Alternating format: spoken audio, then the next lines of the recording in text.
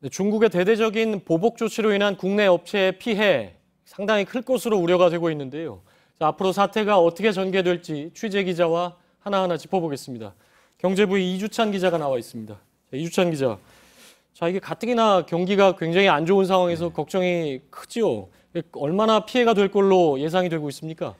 예, 당장 중국 관광객 10명 가운데 7명 정도가 줄 것으로 보입니다. 절반 이하로 줄어든다 이렇게 봐야 되겠군요. 그 단체나 개별 관광객 60에서 70% 정도가 여행사를 통해서 들어오기 때문인데요. 예. 지난해 한국을 방문한 중국인은 한 806만 명 정도 되니까 단순 계산하더라도 적게는 480만 명에서 많게는 한 560만 명 정도가 줄 것으로 보입니다. 예. 따라서 면세점 등 쇼핑이나 항공, 숙박 등은 치명타를 입을 게 이제 확실시 되는데 금액으로 치면 최대 11조 원이 손실이 날 것이다, 이런 관측도 나오고 있습니다. 예. 근데 정부가 사실 이런 대책을 미리 좀 마련을 하고 예상을 했었어야 되는데 오늘 외교부에서 나온 자료 보니까 지금 상황을 파악 중이다 이 정도로 나오고 있습니다. 그래서 걱정이 더 큰 상황인데, 자, 정치권에서는 중국이 WTO 규정을 위배했다 이런 주장도 나오던데 그건 어떻습니까?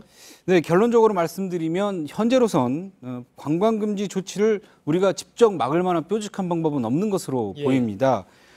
WTO 그 제소 주장도 나오고 있지만 저희 취재 결과 이번엔 해당 사항이 없는 것으로 확인했습니다.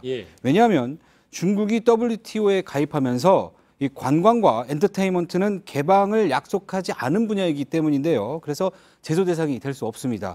중국이 관광하고 이 한류를 콕 집어서 문제 삼고 있는 것이 바로 이제 국제 무역 분쟁을 피하기 위해 고도의 전략이다, 이렇게 지금 보여지고 있습니다. 예, 그렇군요. 그런데 이게 뭐 이주찬 기자가 지금 예상한 거로만 봐도 최대 11조 원, 뭐 우리 경제가 휘청할 수 있는 상황인데 이게 시작이다 이런 얘기도 나오고 있지 않습니까? 더 큰 보복 카드 또 나올 수가 있는 겁니까? 과거 중국이 이제 다른 나라들하고 정치나 외교, 군사적으로 이제 갈등을 빚었을 때를 보면 관영 매체를 동원해서 일단 민심을 자극하고 소비자 불매 운동과 이제 관광 통제, 특정 품목에 대한 수출입 금지 등을 어떤 이제 보복 조치로 이제 삼아왔던 패턴을 볼 수 있는데 한국 역시 비슷한 유형의 보복을 당할 가능성이 큽니다. 당장 오는 10월 우리와 체결한 560억 달러 규모의 통화 스와프를 중단할 수 있고요. 대대적으로 한국 기업 상품의 어떤 불매 운동을 부추길 수도 있습니다. 특히 이제 중국 중앙 정부는 사드 배치와 별개로 그동안 어떤 한류 열풍을 어떤 한국 문화의 침투다 이런 시각으로 이제 그 경계하고 굽자는 시각으로 본 게 사실이거든요.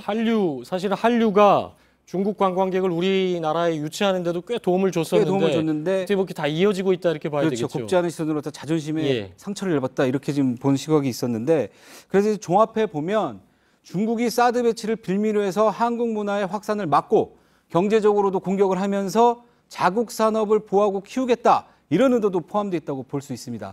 다만 중국도 이제 전면적인 무역 제재에 나서는 것은 쉽지 않을 것으로 보이는데 중국도 한국에 의존하는 분야가 많이 있거든요.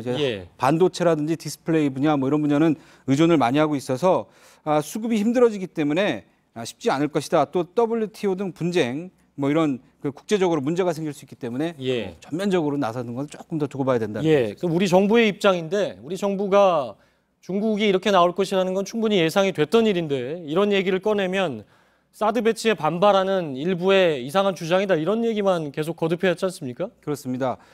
지난해 7월 사드 배치 결정이 난 이후에 곧바로 중국은 상용 비자 요건을 까다롭게 이제 바꿨거든요. 이때 외교부는 뭐라 그랬냐면 사드 보복은 아니다, 이렇게 강력하게 부인했습니다. 또 그 이후에 11월에는 중국이 한류 금지령을 내렸다는 소식이 전해졌는데 이때는 들어본 바 없다, 이렇게 일축했습니다.